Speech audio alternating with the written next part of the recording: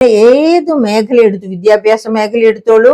അതായത് നമ്മുടെ കേരളത്തിൽ നിന്ന് വിസ എടുത്ത് പുറത്തേക്ക് പോകുന്നത് 1,31,00,000 പേരാണ്.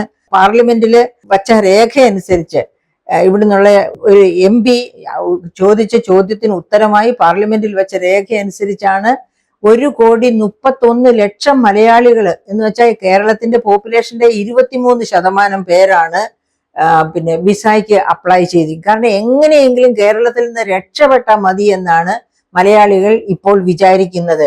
ആ കൂട്ടത്തിൽ പ്രീ ഡിഗ്രി കഴിഞ്ഞ് വിദ്യാഭ്യാസം തേടി പോകുന്നവർ ഇവിടെ മികവിന്റെ കേന്ദ്രമാക്കും, എല്ലാ ക്യാമ്പസുകളും സ്റ്റാർട്ടപ്പ് കൾച്ചർ ഉണ്ടാക്കും എന്നൊക്കെ പറഞ്ഞ് ഓരോ ബജറ്റിലും കാര്യങ്ങൾ പെരുപ്പിച്ചു കാണിക്കുന്ന ഗവൺമെന്റിനെ ഭയന്ന്, ഈ സംസ്ഥാനത്തെ ഭയന്ന് ആണ് ഇവരെല്ലാം പുറത്തേക്ക് ഇത്രയധികം പേര് വിസ വാങ്ങി ഇത്രയധികം പേര് കേരളം വിട്ടുപോകാൻ ആഗ്രഹിക്കുന്നത്.